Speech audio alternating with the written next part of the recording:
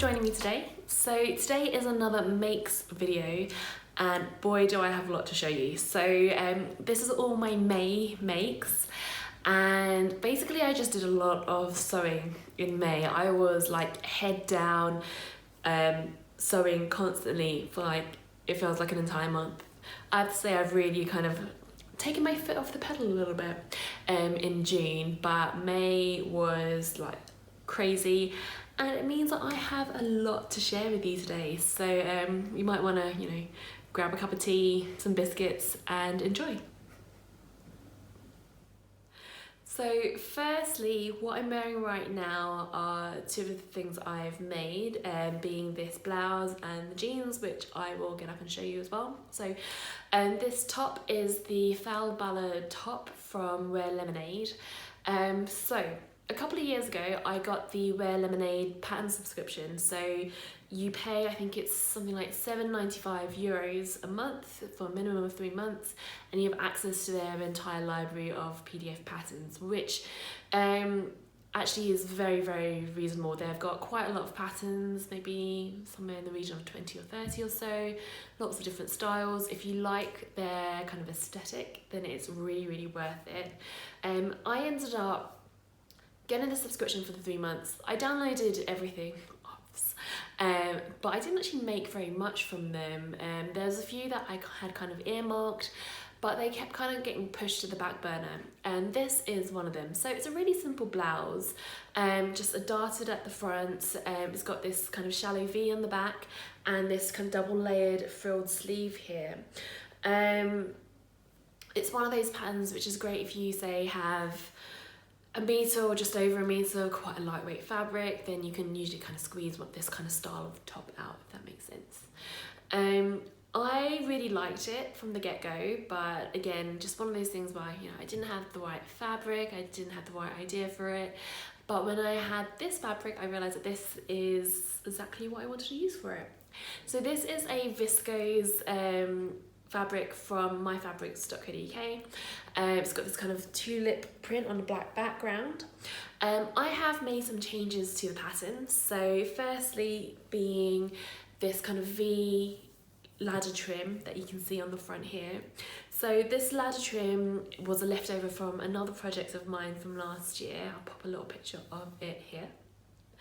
And I had the remnants of it lying around. I was like, oh, that looks like it would go really well with this blouse fabric.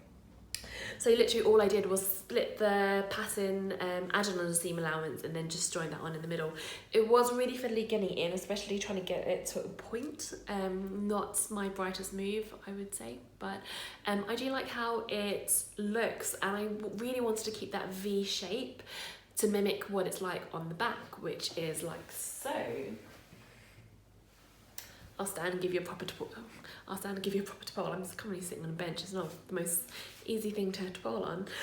So I wanted this to kind of emulate what the back of the blouse would look like. One of the other changes I made was to the sleeve. So I've got quite big upper arms. I did a big bicep adjustment to it, but then I ended up having to change the flounce on the sleeve too, and it all got a bit confusing, so I ended up just drawing my own flounce for it. The flounce is in 2 separate layers, as you can see, and they're joined with like a little strip in between, so the flounce itself is the same size and shape, and you get that staggered effect because there's a little gap in between them here. Everything's finished with a bias binding on the top and the back. Actually, I'm going to stand up and show you what the back looks like. So this is what the back of the blouse looks like. So it's got that kind of medium V shape, not so low that it's going to be worrying about your bra straps, but a little bit lower than what the original pattern looks like. See, what bothered me about the original was that it's got quite a shallow V on it, and then you just finished it all with bias binding, and I'm like, I'm not going to be able to get that bias binding to sit flat. So what I decided to do was just deepen the V and add in a centre back seam, and that way I can finish the whole neckline, so front and back all together with a piece of bias binding, and then close the centre back seam, and that would give me a really nice neat finish on the back that is basically just much easier to do. But yeah, it's just a really cute little little top. I like wearing it with dungarees. I like wearing things with funky sleeves with dungarees. It's like my new thing at the moment. What I am wearing it with today though are my latest pair of ginger jeans. So this is my pair of new black ginger jeans. I had to replace a pair that was stolen. Basically my car got broken into and the bag that was nicked had my jeans in there. Crazy, right? So I did need to make a new pair. So this is the high-rise version, which I've made higher by about 2 centimeters. I have quite a high natural waist, so making it that little bit higher just keeps me in proportion a little bit more. I have to say, I feel like I've gotten the fit of this that little bit better than before. So with every single pair of ginger jeans I'm making, everything's like a little bit better. And it's making me enjoy the process that little bit more as well every time I make them, because I'm like, yes, it's working. So I'll just give you a little depart, you can see what that looks like. So all top stitched in this kind of yellow thread. Oh my god, my top stitching is awful.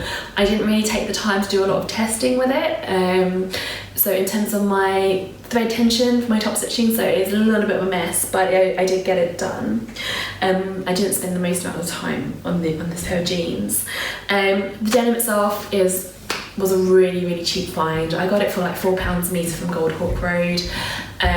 Not the best quality as you can imagine, but it does the trick.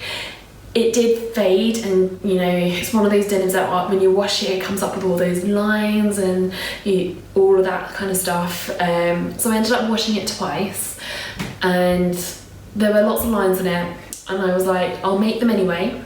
If I really hate the placement of the lines and how it looks on me, then I can just put some machine dye on it, and just get a dye-on machine dye and get it all like a jet black afterwards. But I have to say, I actually don't mind how it looks. It looks a bit faded, and you can see some of the little marks on it. But I think it gives it character. I'm not bothered about that at all. They just look like they've been lived in, if that makes sense. And so I'll move on to the next outfit. So this is a jersey version of the Cassiopée dress from AM Patterns. It's a pattern that really made the rounds a couple of years or so, and I've used it once before to make this dress. Basically, I got this fabric. I thought I was going to do something else with it, and I decided that it wasn't suitable for that project. And I was trying to think of what I could do with it instead, and this sprung to mind. So this is a black and cream ponte knit fabric from Fertile Fabrics. I initially wanted to make this sweater, but it's not the right kind of weight that I wanted it to be, but it was perfect for this. So the Cassiopée dress was originally designed for wovens, although they then made this little add-on pack and things to add on a neckband and cuff if you wanted to make it in a knit fabric. And basically it's just a really oversized raglan sleeved gathered skirted dress, super simple, super kind of casual. I've added on patch pockets to mine as well, and what I've done is sewn the front and the sleeve on the straight grain, and then sewn the skirt on the cross grain, so that gives you the stripes going vertically down here. Now, normally for jersey, not a good idea, but with a ponte knit, especially with one like this where there's not a lot of stretch, it works really well. You can see, not particularly stretchy. Pretty much can treat this like a woven, in fact. After I'd made everything, it just seemed like a lot of stripes, so I really wanted to break it up, so I decided to add on a little bit of embroidery right here. So this is just a little floral motif, and I've just embroidered on the words "I dwell in possibility," which is an M.A. Dickinson quote. I just thought it looked kind of cute, and I'm really happy with how that turned out. I actually spent longer deciding what I wanted to put on here than I did actually making the dress. Crazy, right? I'll give you a little twirl and you can see what it looks like all the way around. So yeah, just something really simple. It's good for kind of lounging around in, having a big meal. that kind of thing. I think especially in this day, in these times, comfort really is key with everything that we are making, for the most part anyway. So the next thing I'm showing you is this, which is the Tabitha t-shirt dress from the Tilly and the Buttons book, Make It Simple. So I tested this pattern, and my tested version was this, which you would not have seen in any videos or anything like that, because I basically made it and kind of forgot about it, didn't blog about it, none of that. I actually really liked it, don't get me wrong. There's just such a long lag time between testing and the book release that you kind of just, it feels like you've already done it, even though you haven't. Anyway, so my tester version, really straightforward, just really plain grey midi length dress. Loved it. It's, you know, the perfect basic dress, works well, like dressing it up with boots, great date dress, works with trainers, just like casual going out. That I knew that I wanted to make another one with this really great jersey that I got. So this jersey is from So Me Sunshine. It's got these big kind of brush strokes on it. When I bought the fabric, I hadn't decided what I wanted to do with it at all. Even Harry was like, what are you gonna make? Because it's not really my kind of thing. I don't normally wear such bright colours, I think, or at least not in a print like this. But actually with something like this, where you just want to kind of show off the print, something simple like this worked really well. So I didn't do it exactly like I did for the grey dress. So it is a little bit of a different jersey. So that is like a really cheap polyester jersey, but it's really stretchy and drapey, and it meant that it just kind of fell on my body really well. Since then I found that when I use that pattern with cotton base or anything a bit kind of stiffer, I need to kind of size it a little bit differently. So in this case I've used the same size, but I've done a bit of an FBA, so I've just kind of added a bit more to the seam allowance here, to just give a bit more space on the bust, but otherwise left it as is. I've sewn the skirt differently because I kept it with a side split on each side here. Just, you know, get your legs out every now and then. I'm really kidding. The grey one, I love it, but tiny bit constricting when I'm walking. You know, if I wanted to run in it or something like that, it would be difficult. Don't know why I'd be doing that. But overall, I think it worked really well. I used quite a thick tie in the middle, mostly because this is what I had to hand and I was not about to go out and buy more stuff in the middle of lockdown just to finish this off. For the ties here, but I probably can't see it here though, it's a bit small, so instead of doing buttonholes, I've done eyelets for both of these dresses, just because it actually makes it harder, because it's actually harder to thread the stuff, the safety pins through and all of that. So I ended up leaving a little gap in the channel, pushing it all the way, the ribbon all the way through with the safety pin, and then pushing the ends of the twill tape through the eyelets. That's the word I was looking for. I was going to say rivets, eyelets. Overall, I'm pretty happy with it. I realised afterwards that the print has this kind of directional stripe thing going on down it. I thought it was a bit more randomly placed, but you can see that there's like stripes of colour going down, which I hadn't noticed earlier. Sounds crazy, but I just didn't see it. So you can see that it's kind of slightly off. It would have been nice if everything was a little bit more straight up, but I figured no one's gonna call me out on that besides me, right? So I'll give you a proper twirl and you can see what it looks like all the way around. So that's this one. So this is a dress made with a hack of the Eva pattern from Tessuti. So it is a pattern that I've used a couple times before. It's just a really simple darkness bodice. It has the options for either to be sleeveless like this or with sleeves.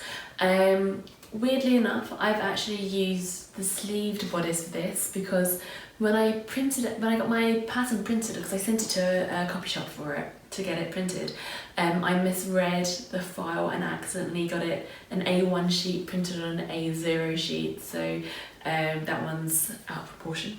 So what I have done is taken the bodice for the sleeved version, and I've just adjusted this top half a bit.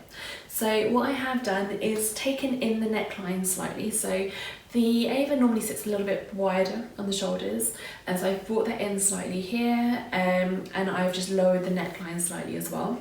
I finished everything off with a bias binding on the top, and I've just added on a couple tiers of gathered skirt here, and I've used the technique where you have the exposed ruffle head on here on both layers too.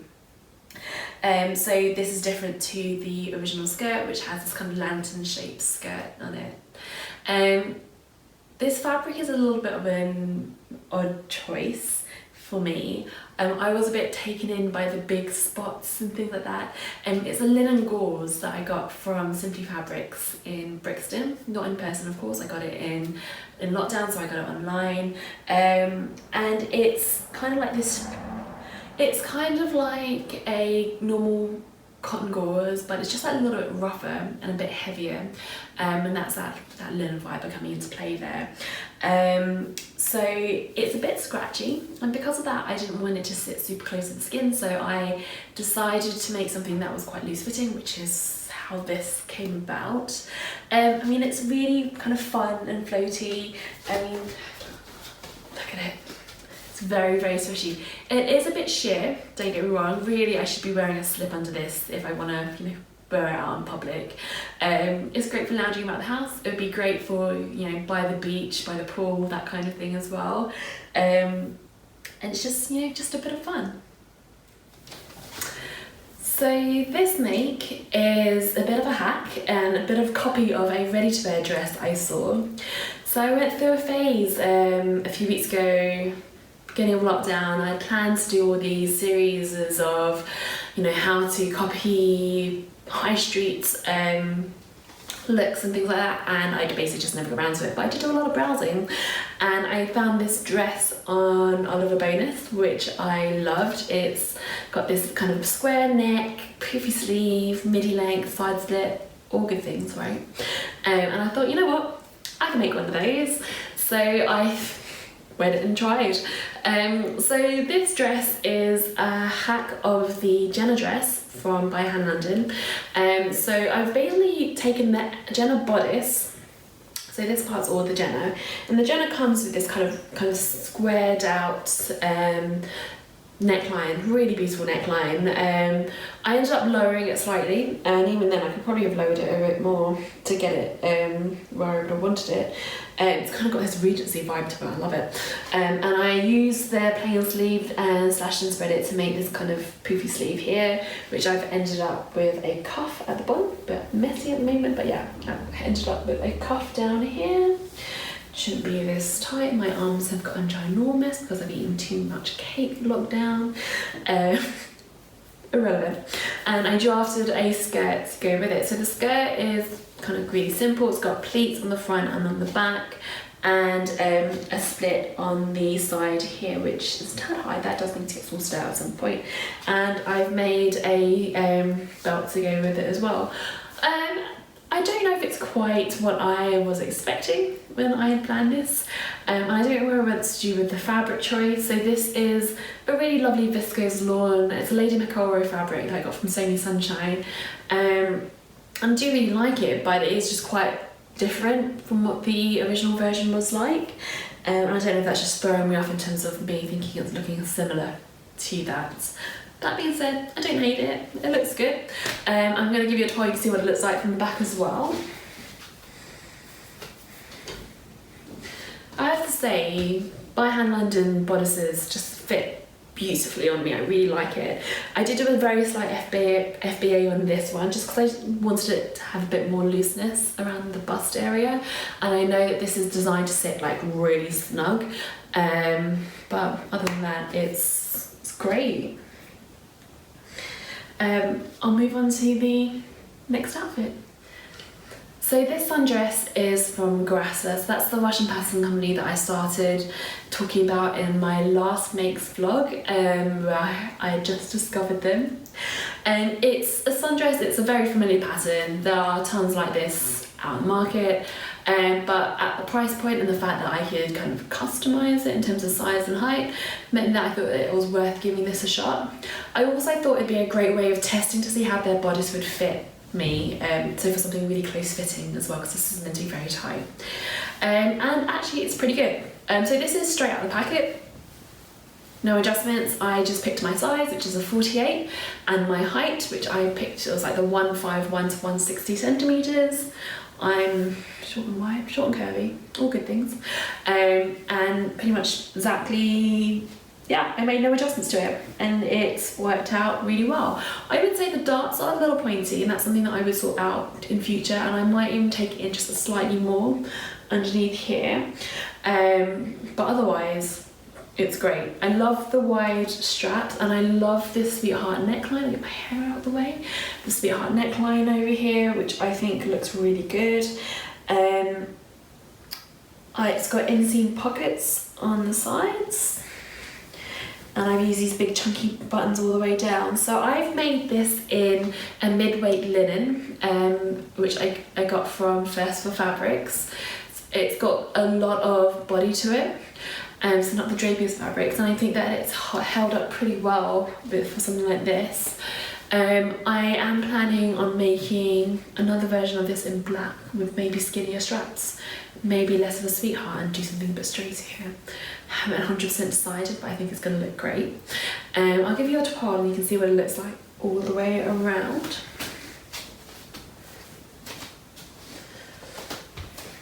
So yeah, I really like it. You will see a ton of dresses that look just like this from a variety of other pattern companies out there, and that's totally fine. It's a very basic sundress pattern. I just happened to find one that I liked. So this lockdown, I've been trying to be really good. I say this lockdown like it's going to be happening annually or something. So during lockdown, I've been trying to be good and, you know, reusing patterns and going back to projects which I'd always kind of put aside and said that, you know, I'm going to use this fabric with this pattern, etc., and I never get around to doing it. But this was one of them, basically. So this is a blue viscose chambray that I got from Marché Saint-Pierre. I think that's what the shop's called, Coupons de Saint-Pierre. Something like that. It's one of the coupon shops in Paris, one of my favourite ones. They sell lovely fabrics, reasonably priced. So you get, for this one, I got 3 meters for 20 euros, which with the bad exchange rate was pretty decent at the time. I got this during the Paris Social last year, and I was like, this would be great for a Zadie, the Theory Zadie jumpsuit, and I basically just never got around to making it. I was like, yes, now is the time to do that. So I did it. I made only two changes to this, two obvious changes to this version of it. And one is that the bias binding on the neckline, I didn't leave it so it covered the edge. I folded it back in on itself just because I thought it looked a bit neater and I preferred that finish on it. And with the sleeve, as you can see, obviously I've added a frill to that on both sides, and that is just basically a long rectangle set into the sleeve. I've kept it very slightly shorter than my last version of it, but otherwise it's exactly the same. So now I'm moving on to the loungewear portion of the video. So obviously with everyone spending so much more time at home, I've been homebound basically since March. Sounds crazy, right? I've just been like making a spate of pajamas and loungewear, just because if you don't need to get dressed properly in the morning, why do it? So this is one of the loungewear sets that I've made. They aren't intentionally lounge sets, by the way. I have just happened to make lots of matching tops and shorts. And this sweater is another Grassa pattern number 513. One of my favourite things that I've made this year, I have to say. So the sweater is designed for things that are quite like bulky knits and like scubas, neoprenes, that kind of thing. And it's got this kind of asymmetric wave running through the front and on the back as well. The whole point is that it kind of stays quite boxy here as well. And on the sleeve it's got these big ties that come in as well. I've used a fleece back sweatshirting that I got from Guthrie & Ghani a couple of Christmases ago. I had intention of making another type of sweater with it, and then I kind of lost my love for that particular design, so I had always kept it in the stash ready for something where I could use it, and this was perfect for it. It's warm and snuggly and just looks cool. Anyway, I made the sweater and I used a lot less fabric than I thought I would. So I ended up having enough space to eke out a pair of shorts, which is what these are. And these are just a really simple pair of self-drafted shorts. The upside of shorts like this is that you can make them basically ginormous and just bring everything in with elastic, which is what I did. I kept it with side-seam pockets as well because I needed to keep them functional. But overall, it's just amazing. This is like what I want to wear when I've had a bad day and you just want to sit in bed or sit, you know, curled up on your sofa and watching TV, and you want to be cheered up a little bit though, and the yellow does that. Yellow does that for me. It really cheers me up. So I've got, I don't know whether to wear all my pyjamas and lounge sets for you, but I'll show you what else I have.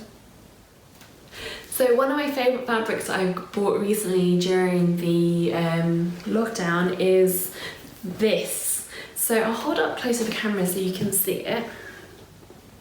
It's basically this orange background with these little speckledy spots and little pink piggies all over it. Basically I saw it and I was like, this is gonna make great pyjamas. So I got it and I used the Kyoto tee, the Papercut Kyoto tee, to make this. So I used the base of the tee as normal. The bottom of the front and back, as you can see, is not like what the t-shirt's like, the t-shirt pattern. That one you are meant to put a hemband on it, and I decided just to keep it plain. I've curved the edges slightly so it dips like a baseball tee at the front and back, and I've just folded over the edge and used my cover stitch for it. I've put in some contrasting cuffs and a contrasting neckband as well, and with the cuffs I have put in a little thumb hole, because why not, right? As you can see, sometimes I like to put my thumb through things, so I thought that'd be a nice little addition to it. And then I made some matching shorts to go with it, and again, similar to what I've done with these yellow ones, I made a pair of matching piggy ones too. And again, they're just to kind of go with those. Really simple again, same thing in terms of the pockets, all the way around. But on these ones I have slash pockets instead of side seam pockets. And I made one more full lounge set as well, matching lounge set that is, and that is this. So this is a linen lounge set. This is made using the Pinnacle pattern, again another Papercut pattern that I've made once before. I've made this one pretty much exactly the same but in a woven fabric, which is what it's intended for, as opposed to my last one which I made in sweatshirting. And I've used a this pearl effect linen that I had in my stash, that I've had in my stash for a really long time. I picked up in Walthamstow Market years ago, kept saving it for something special, and special's just not coming basically, so I thought I'd use it for this. The top's quite versatile, can go with lots of things, but I did make it with the intention of wearing it with these. So again, another pair of shorts similar to the piggy shorts and these yellow ones that I'm wearing. I've put in the slash pockets here, and I've also put in bum pockets as well at the back. And that is to do with the fact that this fabric is very slightly sheer, and I did wonder about, you know, underwear showing through and things like that. So I thought with the bum pockets and the slash pockets, it's probably going to create enough depth and enough cover so that no one will really notice if you can see anything at all. Not that I would necessarily be wearing something like this out in public a lot, maybe on holiday. It looks more like pyjamas when you wear them together than I had initially hoped, I'll be honest. But I love these kind of matching lounge set things that's really kind of en vogue at the moment. I think all these matching lounge sets is just making lockdown life a little bit more fun, and I think that we should be, I will take anything I can get at this point. The other thing that I wanted to just briefly show you guys is this. So this is the Tilly and the Buttons Bertha cardigan. Again, another one that I tested, so I did actually make this a long time ago. Again, never got around to blogging about it or vlogging about it, but I did get around to adding on this little iron-on vinyl thing on the back of it, so I thought that might be quite fun for you guys to see. So that's a wild thing on the leopard print, of course.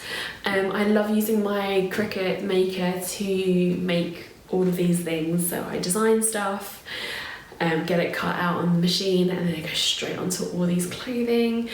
It's just a great way of embellishing things. Not an ad for Cricut, by the way, I'm not sponsored by them by any means. I did buy all of the stuff that goes with it, but I do really enjoy it. So thanks for sticking with me through that monster of a monthly make video. I doubt I will ever have a month where I've made so much stuff before. I'll make sure to link to all the patterns and as many of the fabrics as I can below. I know I probably didn't get around to explaining where I got everything from, but hopefully that will detail anything that I have missed out. I hope all of you are staying safe and well out there. Hopefully it won't be too long before we're getting back to normal, or as close to a new normal as we can do. But stay safe guys, and I will see you guys next time. Bye now.